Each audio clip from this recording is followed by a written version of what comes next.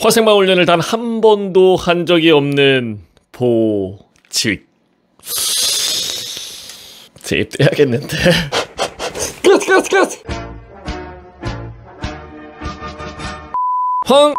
황보지주의 사연이고요. 안녕하세요, 효명님. 아마 군필자들은 익숙하지만 잘 들어보지 못했을 저의 군대 보직에 대해서 설명해 보고자 합니다. 저는 코로나가 한창이던 20년에 입대하였고 현재는 예비군 1년차 대학생입니다.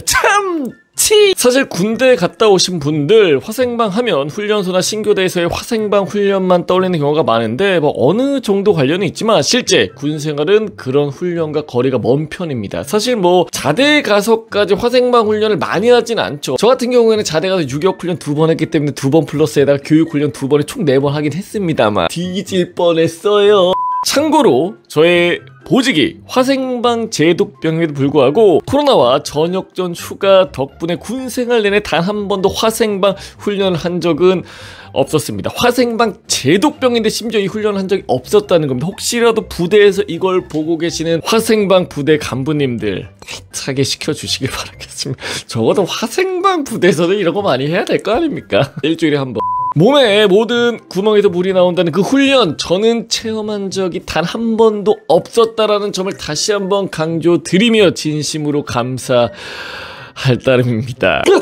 참고로 모든 화생방 관련 주특기를 부여받은 병사들은 장성에 있는 육군 화생방 학교에서 교육을 받은 뒤 자대로 분류됩니다. 위 학교가 사실 국군 유일의 화생방 학교이기 때문에 타군에서도 위탁 교육을 참 많이 받습니다. 특히 해병대와 육군 기수가 자주 겹치는데 은근히 잘 지냅니다. 해병들이 여기에서도 필승을 격리의 구로 밀다가 육군 간부님들께 지적받고 충성으로 바꾸는 것, 그리고 자기들끼리 PX에서 음식 잔뜩 사놓고 셀프 식고문을 하는 것 정도 말고는 갈등 없이 잘 지냈던 것 같습니다. 여러분 먹을 만큼만 먹으세요. 이런 거 하지 말고 좀. 화생방 주특기는 총 4가지로 분류되어 있습니다. 첫 번째 화생방병입니다. 제가 알기로는 화생방병은 각 부대마다 TO가 정해져 있기 때문에 되게 다양한 부대로 배치를 받습니다. 포병, 공병, 방공 할 것 없이 다 받습니다. 그들의 임무는 원래는 부대 내 화생방 물자를 관리하는 것인데 대부분 군수병 임무까지 이어받아 사실상 행정기관이 되는 경우가 대부분이라고 들었습니다. 두 번째로는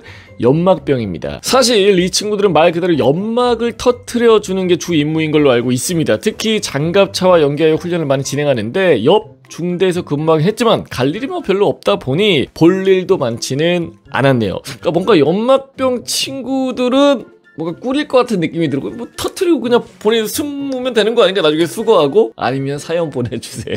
세 번째로는 화생방 정찰병입니다. 이들은 화생방 상황 발생 의심 시 가장 먼저 출동하여 어떤 종류의 화생방 상황인지 탐측을 합니다. 사실 군생활로 놓고 보면 가장 편한 친구들입니다. 밑줄 그어 중요 표시에 꿀보직이라는 거지. 보통 탐측병들은 화생방 제독병과 같은 부대에 배치를 받아 소대당 1명씩 편제되어 있습니다. 보통 일가가 생활관 내에 비치되어 있는 정찰 장비를 한 번씩 켜고 끄고가 전부여서 절대 대다수를 차지하는 제독병들에게 시기 질투를 받았던 기억이 강렬하네요. 그리고 마지막으로 제 보직이었던 화생방 제독병입니다. 화생방계 잡부라고도 불리며 인원상으로도 절대 다수를 차지합니다. 놀랍게도 화생방 제독병 중에 본인 특기를 제대로 알고 온 사람은 정말 몇 안 됩니다. 저를 포함해 많은 사람은 뒤에 살며시 붙어있는 제독이라는 글자를 제대로 보지 못하고 어련히 일반 화생방병이겠거니 하고 왔고 그냥 영장 날라서 갔는데 오로지 이과 관련이라고 분류받은 인원도 상당했습니다. 그나마 이과 받아서 여기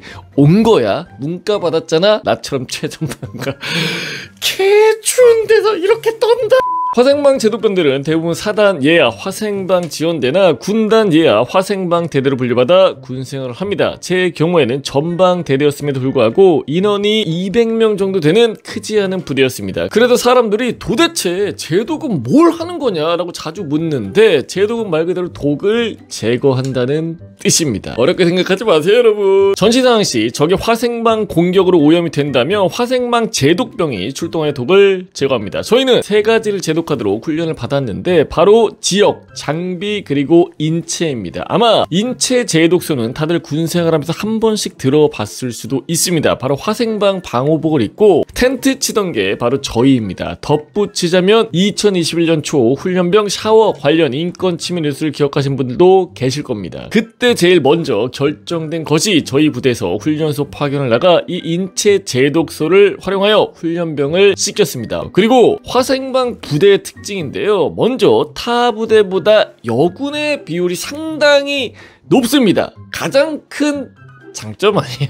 나쁘지 않은데? 아무래도 전투 특기가 아닌 전투 지원 부대인 점이 큰 것인 것 같습니다. 두 번째, 그 어느 부대보다 MOPP 단계를 빨리 적용합니다. 아무래도 특기가 특기인 만큼 방독면도 저희가 제일 빨리 쓰고 이거 굉장히 연습 많이 했었거든? 저도 이제 군대 있을 때 아무튼간에 방호복 착용도 굉장히 숙달되어 있었습니다. 세 번째, 물 관련한 파견이 상당히 자주 있습니다. 앞서 언급한 육군훈련소 파견 말고도 산불 관련 파견, KCTC 샤워 지원 파견 등 물 관련하면 저희가 먼저 투입이 됩니다. 또한 돼지열병 관련 방역차는 거의 매주 시내를 다니면서 운영을 하였습니다. 사실 제독에 필요한 화학약품을 빼고 장비를 운영하면 그냥 샤워 아저씨입니다. 그리고 운전병의 숫자도 상당한데요. 화생방 부대임에도 불구하고 모든 장비를 차에 실어 출동해야 하기 때문에 비율이 6대4 정도로 운전병 숫자가 많습니다. 편제와 실제 차량 수와의 괴리 때문에 운전병인데도 운전대도 못 잡고 전역하는 인원도 꽤 됩니다. 이상으로 화생방 병과 부대에 대한 설명을 마치겠습니다. 사실 뭐 이것만 봐서는 뭔가 꿀보직이다 라고 말하기에 애매하긴 한데 뭔가 특이한 경험을 좀 할 수 있지 않을까 생각이 들기는 하고, 혹시 관심 있는 분들 같은 경우에는 화생방병 지원을 할 수는 있으니까 많은 지원 부탁드리겠습니다. 경쟁률이 제가 찾아보니까 그렇게 높지는 않았다고 한 자릿수입니다. 그래서 이가에 내가 뭔가 화생방 샤워 시설 운영하고 싶다 하면은 지원 한번 해보시는 것도 나쁘지 않지 않겠나. 충성!